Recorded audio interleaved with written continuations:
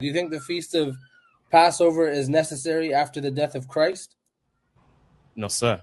Then why in the book of Acts, Paul said during the Passover, I must need go to Jerusalem to keep this feast? Right. That's a very good question. And I can't think of a thing to say.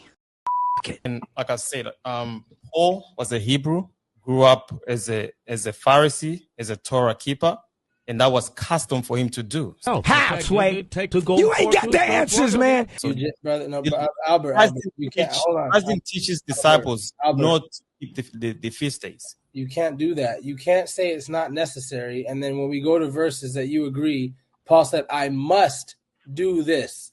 Yes. If it's not a requirement, he wouldn't have said, "I must do this." It's custom. It's custom. You have to understand the language of it. You're telling us it's a custom that's not required anymore, but Paul said, "I must go do it." Right. Look, And not only that, right? Paul was accused of teaching people to break the law, such as not to be circumcised. Was it a false accusation? Yes, it was a false accusation. That's what I'm saying. Holy shit. That he was teaching people to keep the law. Means he was right. No, You just went to Colossians.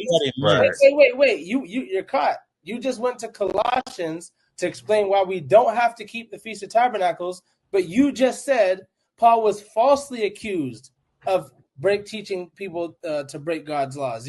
Yes.